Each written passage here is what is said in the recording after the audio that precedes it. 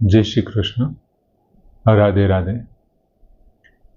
मित्रों, 5मा अध्यायना 20मा श्लोकमां आपणे जोयुं हतुं के न प्रहस्येत प्रियं प्राप्यं च अने न उद्विजेत अप्रियं प्राप्यं। प्रिय ने मनगमती वस्तुने प्राप्त करीने न प्रहस्येत, जे प्रसन्न थतो नथी, अने न अप्रियं प्राप्यं उद्विजेत, जे अप्रिय ने जे मनगमती वस्तु नथी एने प्राप्त करीने जे उद्विग्न थतो नथी तेवा व्यक्तिने तेवो व्यक्ति केवो होय? पछी एमना 3 लक्षण आप्या था भगवाने।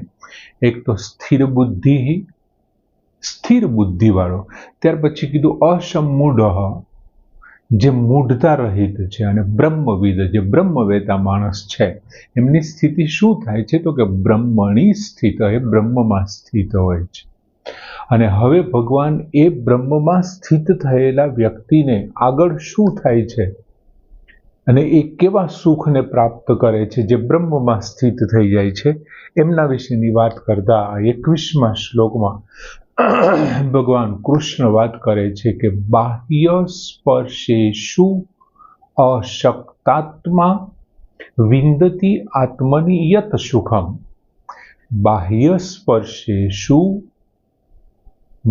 स्पर्शेष्व शक्तात्मा एटले बाह्य स्पर्शेषु अशक्तात्मा विंदति आत्मनि यत सुखम सब्रह्म योग युक्तात्मा सुखम अक्षयम अश्नुते।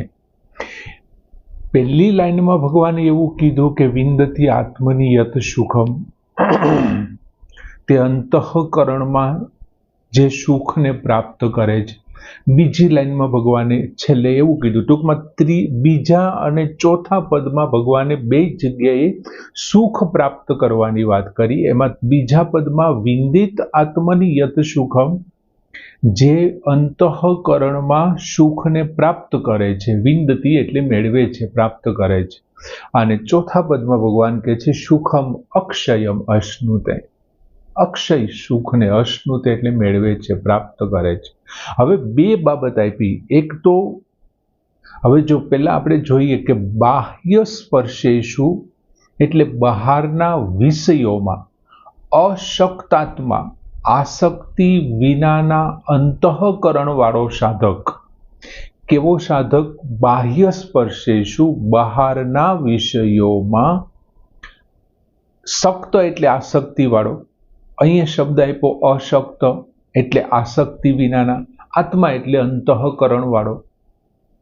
जे बहारना विषयोमां आसक्ति विनानो अंतःकरण वाळो साधक छे तेनुं शुं थाय छे? तो के आत्मनी अंतःकरणमां यत सुखम, जे सुखने विंदति प्राप्त करे छे, जे सुखने प्राप्त करे छे, जे सुखने मेळवे छे अंतःकरणमां, जे एटले सात्विक सुख। अंतःकरणनी अंदर सात्विक सुख होय छे, अने जे राजसी अने तामसी सुख छे ए बाह्य इंद्रियो मार्फत प्राप्त थाय छे। जे सुख, जे सात्विक सुख ने पामे छे, स बीजी लीटीमां स ते ब्रह्म योग युक्तात्मा, ब्रह्म योग सच्चिदानंद घन युक्तात्मा, ब्रह्ममां एकरूप थयेलो माणस, ब्रह्ममां एकरूप थयेलो माणस। स ब्रह्म योग युक्तात्मा, ते ब्रह्म अथवा तो सच्चिदानंद घन ब्रह्ममां एकरूप थयेलो माणस अक्षयम सुखम अश्नुते, अक्षय सुखनो अनुभव करे छे। हवे पहला एवुं कहे छे के जे बहारना पदार्थों में, बहारना विषयों में आसक्ति विनानो छे, ते अंतःकरणनी अंदर सात्विक सुख पामे छे। हवे मित्रों, एक बाजू परमात्मा, बीजी बाजू प्रकृति छे। पुरुष अने प्रकृतिनी आपणे वात करीए तो परमात्मा सिवाय एटले के शरीर छे, इंद्रिय छे, मन छे, बुद्धि छे, ई सिवायनी 10 इंद्रियो आव्या तो पछी इंद्रियोना जे विषयो छे, शब्द छे, स्पर्श, रूप, रस, गंध, आ जे बधुं छे એમાંથી આસક્તિ જેમની દૂર થઈ ગઈ છે, જેમની આસક્તિ નથી, એવા સાધકને માટે જે આસક્તિ દૂર કરી બેઠો છે, પરમાત્મા સિવાય જે શરીર, સંસાર, સુખ, ઇન્દ્રિયો, શબ્દ, સ્પર્શ, રૂપ, રસ, એમનાથી જે આસક્તિ દૂર કરીને બેઠો છે ને, એમના માટેના આ પદ છે. બાહ્ય સ્પર્શેષુ અશક્ત આત્મા, બહારના વિષયોમાં આસક્તિ વિનાના અંતઃકરણ વાળો સાધક. બહારના કોઈ વિષયો સાથે નથી. બીજું, અહીંયા ખરેખર જે વાત કરી છે કે આસક્તિ વિનાનો સાધક, પણ જેમની આસક્તિ દૂર નથી થઈ, પણ જેમનો ઉદ્દેશ્ય આસક્તિ દૂર કરવાનો હોય ને, એવા પ્રયત્નશીલ સાધકને પણ આમાં ગણતરી કરી લેવી જોઈએ કે જે ખરેખર ઉત્તમ પ્રકારનો ઉદ્દેશ્ય છે, એમની તમન્ના છે બ્રહ્મને પ્રાપ્ત કરવાની, તો એ કરશે. ઉત્કટ ઈચ્છા, ઉત્કંઠતા જે એની છે એને પ્રાપ્ત કરાવી દેશે, તો એમને પણ ગણી લેવું જોઈએ. હવે બીજું કે આગળના શ્લોકમાં આપણે જોયું હતું કે ન પ્રહસ્યેત યત પ્રિયમ પ્રાપ્યમ ન ચ અપ્રિયમ પ્રાપ્યમ ઉદ્વિજેત. પ્રિયને પ્રાપ્ત કરીને જે રાજી નથી થતો અને અપ્રિયને પ્રાપ્ત કરીને જે દુઃખી નથી થતો. હવે આ સુખ દુઃખ રહિત, પ્રિય અને અપ્રિયમાં સુખ દુઃખ રહિત થવા માટે શું જરૂરી છે? તો એમના માટે એક વસ્તુ ખાસ જરૂરી છે, અને એ છે આસક્તિને ત્યજવી, આસક્તિને છોડવી. તો અને માત્ર તો જ તમે કોઈ પણ વસ્તુ પ્રાપ્ત થશે ને, પછી એ પ્રિય હશે કે અપ્રિય હશે, તમને એનું સુખ દુઃખ નહીં થાય. બીજું, ઉત્પત્તિ અને વિનાશશીલ વસ્તુ જે છે એ બધાને બાહ્ય સ્પર્શ કહેવાય. જે કાંઈ ઉત્પન્ન થયું છે અને જે નાશ પામવાનું છે, એ બધાને શું કહીએ છીએ આપણે? બાહ્ય સ્પર્શ.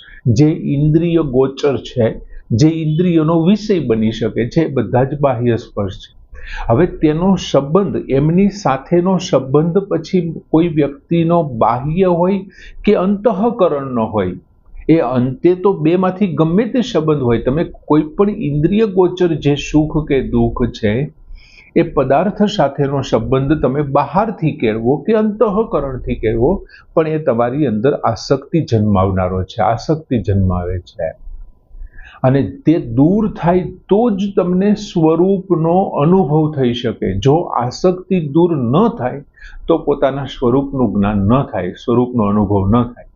બીજું, જે કોઈ બાહ્ય પદાર્થો સાથેનો સંબંધ છે ને મિત્રો, એ સતત બદલાતા રહેશે. શું કામે?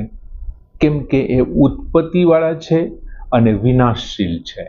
અને ઉત્પત્તિ અને વિનાશશીલ વાળા છે તો એ વધઘટ થવા વાળા હશે અને સતત ને સતત બદલાતા રહેશે. પણ આસક્તિને કારણે શું થાય છે? એ પદાર્થ આપણને બદલાતા નજરે નથી ચડતા. આસક્તિને કારણે, આપણી એમના પ્રત્યેની આસક્તિ છે, એમને કારણે એ પદાર્થો આપણને સ્થિર લાગે છે, બદલાતા નથી લાગતા. અને એમને કારણે માણસ શું કરે છે? તો કે સશક્ત, જે આસક્તિ વગરનો, આસક્તિ વાળો જે માણસ છે ને, એ એમાંથી સુખ પ્રાપ્ત કરે છે. ખરેખર તો વાસ્તવની અંદર વસ્તુ હકીકતમાં જોવામાં આવે ને, તો સુખ છે ને એ સંબંધ વિચ્છેદથી થાય.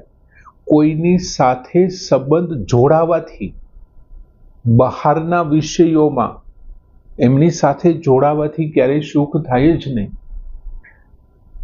જેમ આપણે આમની પહેલાના લગભગ 5-6 ઉદાહરણ પહેલા, 5-6 શ્લોક પહેલા આપણે જોયું હતું કે સુષુપ્ત અવસ્થામાં બધા જ પદાર્થોને જ્યારે આપણે છોડી દઈએ છીએ ને, ત્યારે આપણે સુષુપ્તમાંથી ફરી પાછા જાગ્રત અવસ્થામાં આવીએ છીએ, ત્યારે આપણે સુખી હોઈએ છીએ, આનંદમાં હોઈએ છીએ. શું કામ? તો કે સુષુપ્ત અવસ્થામાં આપણે પદાર્થ સાથેના સંબંધને કાપી નાખ્યો છે, એટલા માટે આપણે આનંદમાં હોય. હવે મિત્રો, ખરેખર ભ્રાંતિ આપણા મગજમાં એવી ઘરી ગઈ છે કે બાહ્ય પદાર્થ વિના મનુષ્ય જીવી જ નથી શકતો. મનુષ્યને જીવવા માટે બાહ્ય પદાર્થોની જરૂર પડે છે, એમના વિના એ જીવી નથી શકતો. એમના માટે એમને નોખા નોખા પ્રકારના વસ્ત્રો જોઈએ છે, ખોરાક જોઈએ છે, મકાન જોઈએ છે, ગાડી જોઈએ છે, આ બધું જોઈએ છે, એના વિના જીવે. ખરેખર ભગવાન એમ કે છે ભ્રાંતિ છે. અહીંયા ટીકાકાર પણ એવું કહે છે કે એ બધું ભ્રાંતિ. ખરેખર તો પદાર્થોનો વિયોગ થાય છે ને, ત્યારે માણસ જીવવાનું ચાલુ કરે છે, ત્યારે જીવન શક્ય બને. માની લ્યો કે કોઈ વ્યક્તિને તમે સવારથી એક ધારા પદાર્થોના સંયોગમાં રાખો, એમણે સારી એસી ઓફિસમાં, ગાડી, બંગલા, ખાવા પીવાનું, રેસ્ટોરન્ટ, તે બધું રાખો, રાતના 12, 1, 1:30, 2, સવારના 4, 8, 10, બીજી રાત આવશે, શું કરશે? એ થાકી જશે, કંટાળી જશે, દુઃખી થઈ જશે, અને પછી શું કરશે? બધા જ પદાર્થોને છોડી અને જ્યાં જગ્યા મળશે ને ત્યાં ઊંઘી જશે. મિત્રો, એ ઊંઘમાં આવી જશે, નિંદરમાં, અને નિંદર જેવી એની ગાઢ થશે ને એટલે પદાર્થ સાથેનું શું થશે? એનો સંબંધ વિચ્છેદ થઈ જશે. અને જેવો પદાર્થ સાથેનો સંબંધ વિચ્છેદ થશે એ 5, 6, 7, 8 કલાકની ઊંઘ લઈને ઉઠશે ને ત્યારે આનંદિત હશે, પ્રફુલ્લિત હશે, સુખી હશે અને સંપૂર્ણપણે સ્વસ્થ હશે. તો મિત્રો, આ થયું શું? આપણા મનમાં ભ્રાંતિ છે કે પદાર્થોની સાથે સંબંધ રાખવાથી સુખ મળે. નહીં. તમે જ્યારે ઊંઘી ગયા ને ત્યારે તમારા ગાડી, બંગલા, ઓફિસ, મકાન, મિત્રો, પૈસા, સંપત્તિ બધા જ સાથેનો તમે જેવો સંબંધ તોડી નાખ્યો, સંબંધ વિચ્છેદ કરી નાખ્યો અને તમે ઊંઘી ગયા, એ જ સાથે તમને સુખની પ્રાપ્તિ થઈ. સુખની પ્રાપ્તિ થઈ. તો એ સુખની પ્રાપ્તિ પદાર્થ સાથેના વિયોગથી થઈ છે, સંયોગથી નથી થઈ. અને જો ઊંઘ માત્રમાં આપણે પદાર્થ સાથેનો વિયોગથી આવું થતું હોય તો જાગ્રત અવસ્થામાં પદાર્થ સાથેનો વિયોગ કરવામાં આવે, એમને છોડી દેવામાં આવે, તો કેવી સુખની શાંતિ, કેવું સુખ પ્રાપ્ત થાય. બીજું, માણસ જ્યારે ઊંઘે છે, સૂવે છે, ત્યારે 2 પ્રકારનું એમની સ્થિતિ હોય છે. એક પદાર્થ સાથેનો વિચ્છેદ હોય અને એક બીજું ઉઠીને શું કાર્ય કરવાનું છે એ છે. અને માણસ જ્યારે ઊંઘી જાય છે ને ત્યારે પદાર્થ સાથેનો એક બાકી રહેલું કામ એના મનમાં છે, બીજું એક પદાર્થ સાથેનો વિચ્છેદ છે. જેવો ઊંઘ આવે છે એટલે બંને ભૂલાઈ જાય છે. પદાર્થ સાથેનો વિચ્છેદ થઈ જાય છે અને જે કામ બાકી છે એ પણ ભૂલાઈ જાય. ન ભૂલાય તો ઊંઘ જ નથી આવવાની ને, તો વિચારોની અંદર ખોવાયેલો જ રહેશે. આપણે સમાધિ અવસ્થાનો જે મૂક્યો તો એપિસોડ, એમાં આપણે જોયું હતું ઊંઘની સ્થિતિને. હવે થાય છે શું? એ પાછો જ્યારે જાગે છે ને ત્યારે આ સંબંધ વિચ્છેદ એનો થયો ને એમના સુખને ભૂલી જાય છે અને જેવો તાજગી યુક્ત જાગે છે ને એટલે પેલા ઓલા કામને સંભાળી લે છે. આમ સૂવે છે ત્યારે, ઉઠે છે ત્યારે સીધો જે કામને સંભાળી લે છે. એટલે પદાર્થ સાથેનો જે સંબંધ છે ને એમનો જોડાયેલો રહે છે અને એ પદાર્થ સાથેના સંબંધ જે એને સુખ ગણે છે ને એ છેલ્લે એમને દુઃખ આપનારું નીવડે છે. એ દુઃખ છે. અને ભગવાન અહીંયા શું કહે છે? વિંદતી આત્મની યત સુખમ. જો પદાર્થ સાથેનો સંબંધ તૂટી જાય, સંસાર છે, શરીર છે, ઇન્દ્રિય છે, મન છે, બુદ્ધિ છે, મહત, અહંકાર, એમની બધા સાથેનો જો સંબંધ છૂટી જાય તો શું થશે? આત્મની એટલે અંતઃકરણમાં યત સુખમ વિંદતી, જે સુખને મેળવે છે, પ્રાપ્ત કરે છે, જે સુખને પ્રાપ્ત કરે. હવે બાહ્ય પદાર્થોની આસક્તિ દૂર થતા, બાહ્ય પદાર્થમાંથી તમારી આસક્તિ દૂર થાય એટલે બાહ્ય પદાર્થો તો તમને હવે રાજી નથી કરી શકવાના, તમને સુખ નથી આપી શકવાના, તમને આનંદ નથી આપી, કેમ કે એમાં તો તમારી આસક્તિ જ નથી. ત્યાર પછી શું થાય છે? પછી અંતઃકરણની અંદર જે સાત્વિક સુખ રહેલું છે ને એ સુખનો અનુભવ લેવાનો ચાલુ થાય છે. અંતઃકરણમાં સાત્વિક સુખ, કંઈક છોડવાને કારણે જે રાજીપો છે, કંઈક ત્યાગ કરવાને કારણે જે સુખ છે, કોઈના ઉપયોગ થવાને માટે જે આનંદ છે, એ આનંદ, એ સાત્વિક સુખની શરૂઆત થાય છે. બીજું, પદાર્થ સાથેનું સુખ છે કેવું છે? રાજસી સુખ છે અને આ સુખ છે એ સાત્વિક સુખ છે. હવે સંસારના રાગ દૂર થતા હવે પછી એમ કીધું છે કે સબ્રહ્મ યોગ યુક્તાત્મા. હવે સબ્રહ્મ યોગ યુક્તાત્મા એટલે તે સચ્ચિદાનંદ ઘન બ્રહ્મમાં એકરૂપ થવાને કારણે, એકરૂપ થયેલો માણસ, સચ્ચિદાનંદ ઘન રૂપમાં બ્રહ્મમાં એકરૂપ થયેલો માણસ, એ શું થાય છે? તો કે જેવા તમારા સંસારમાંથી રાગ દૂર થતા પછી શું થાય છે? તો કે બ્રહ્મની અંદર અભિન્નપણે આપમેળે એ સ્થિત થઈ જાય છે. જે બ્રહ્મ છે એમાં અભિન્ન કોઈ પણ જાતના જુદારા વિના આપમેળે સ્થિત થઈ જાય છે. આપણે આમની પહેલાના શ્લોકમાં પણ પૂર્વ શ્લોકમાં જોયું તો બ્રહ્મણી સ્થિત, જેમ સમુદ્રમાંથી ભરેલું પાણી છે એ ત્યાં જ સુધી અલગ છે જ્યાં સુધી લોટામાં છે. લોટામાંથી સમુદ્રમાં જશે તો પાછું એમાં સ્થિર થઈ જશે. દાખલા તરીકે કોઈ એક અંધકાર છે અને અંધકારનો નાશ થતા શું થાય છે? પ્રકાશ આવે છે. પણ ખરેખર અંધકારનો નાશ અને પ્રકાશ એ બંને એક સાથે જ થયું છે. એમ છતાં આપણે શું કહીએ છીએ કે ભાઈ પહેલા અંધકારનો નાશ થયો અને પછી પ્રકાશ આવ્યો. એમ ખરેખર આ સંસાર સાથેનો રાગ દૂર થયો અને સીધું જ પરમાત્મા સાથે તમારી સ્થિતિ એકરૂપ થઈ ગઈ. પણ ખરેખર બે એક જ સમયે થયું છે. રાગને દૂર થાય ને તરત જ એકરૂપ થાય છે. પણ આપણે જેમાં અંધકાર અને પ્રકાશનું કીધું ને, એમ રાગનું દૂર થવું અને બ્રહ્મમાં લીન થવું એમ વારાફરતી કીધું છે. એટલે પહેલા શું થાય છે તો કે બાહ્ય સ્પર્શેષુ અશક્તાત્મા, પહેલા બહારના વિષયોમાં આસક્તિ વિનાના અંતઃકરણ વાળો થઈ જાય છે. પહેલા એ શું થઈ જાય છે? બહારના વિષયોમાંથી એની આસક્તિ જતી રહે છે, સંસારમાંથી રાગ દૂર થઈ જાય છે. અને પછી શું થાય છે તો કે પછી બ્રહ્મ યોગ યુક્તાત્મા, એ સચ્ચિદાનંદ ઘન બ્રહ્મરૂપની અંદર પોતાને સ્થિત થઈ જાય છે, પોતાની બ્રહ્મમાં સ્થિત થઈ જાય છે. હવે જેવું ભોગોમાંથી વિરક્તિ થાય છે, દાખલા તરીકે સંસારમાંથી આસક્તિ દૂર થઈ, સ્વાભાવિક છે કે ભોગ પ્રત્યે એ વિરક્ત થઈ ગયો છે. અને જેવો ભોગમાંથી એ વિરક્ત થાય છે ને, એટલે શું થાય છે? એક થોડોક આંશિક અભિમાન જન્મે છે. અને એ અભિમાન કેવું છે? અંતઃકરણની અંદર કે હું જ્ઞાની છું, હું સુખી છું, મારા માટે હવે કોઈ કર્મ બાકી રહેતું નથી, મેં બધું જ પ્રાપ્ત કરી લીધું છે, આવો એક અભિમાન જન્મે છે. અને જ્યાં સુધી મિત્રો અભિમાન છે ને, ત્યાં સુધી પરબ્રહ્મ પરમાત્માની અંદર લીન નહીં થવાય. હવે આ બધા અભિમાનનો અભાવ જ્યારે થાય છે ને, ત્યારે પરમાત્મા સાથે અભિન્નતાનો અનુભવ જરૂરી છે. અને આ બધાનો અભાવ કરવા માટે પરમાત્મા સાથે અભિન્નતાનો અનુભવ કરવો ખૂબ જરૂરી છે. અને એટલા માટે બ્રહ્મ યોગ યુક્તાત્મા, એ સચ્ચિદાનંદ ઘન સ્વરૂપ જે છે એ બ્રહ્મની અંદર સાધક છે એ પોતે એમાં લીન થઈ જાય છે, એકરૂપ થઈ જાય છે. બીજું પછી ચોથા પદમાં ભગવાન વાત કરે છે સુખમ અક્ષયમ અશ્નુતે. આપણે જોયું કે બહારના વિષયો ઇન્દ્રિયો મારફત આપણે જે સુખ પ્રાપ્ત કરીએ છીએ, તામસી અને રાજસિક સુખ હતા, જેવો એમનો વિખૂટ એમનાથી આપણે દૂર ગયા, એમાં આસક્તિ છે આપણી હટી ગઈ, એટલે અંતઃકરણની અંદર રહેલું વિંદતી આત્મની યત સુખમ, સાત્વિક સુખની શરૂઆત થઈ. પણ અંતઃકરણમાં ભોગવેલા સાત્વિક સુખ છે આપણને અનુભવ કરાવી દે છે. એટલે શું થાય છે? પછી જે પરબ્રહ્મ પરમાત્મા છે ને, એમની સાથે ભળી ગયા.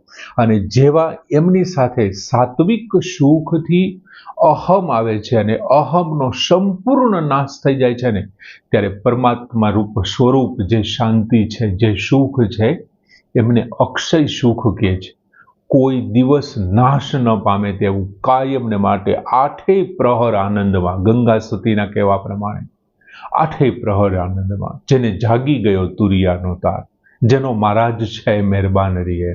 આમ અક્ષય સુખનો અનુભવ. અને એ જ અક્ષય સુખને છઠ્ઠા અધ્યાયના 21મા શ્લોકમાં આત્યંતિક સુખ કીધું છે. અને છઠ્ઠા અધ્યાયના 28મા શ્લોકમાં એ જ અક્ષય સુખને અત્યંત સુખ કીધું છે. અને 14મા અધ્યાયના 27મા શ્લોકમાં આ જ અક્ષય સુખને એકાંતિક સુખ કીધું છે. ભગવાને દરેક જગ્યાએ જુદા જુદા નામ બદલાવ્યા છે, પણ ઈશ્વરની અંદર જે બ્રહ્મણી સ્થિત, બ્રહ્મમાં પૂર્વ શ્લોકમાં બ્રહ્મણી સ્થિત શબ્દ વાપર્યો, અને અહીંયા બ્રહ્મ યોગ યુક્તાત્મા, જે બ્રહ્મની અંદર લીન થઈ ગયો છે, એ સાત્વિક સુખમાંથી પછી અક્ષય સુખને પ્રાપ્ત કરે. બહુ સરસ મજાનો શ્લોક છે કે બાહ્ય સ્પર્શેષુ અશક્ત આત્મા વિંદત્યાત્મની યત સુખમ સ બ્રહ્મ યોગ યુક્તાત્મા સુખમ અક્ષયમ અશ્નુતે. પૂર્ણ કરીએ. જય શ્રી કૃષ્ણ.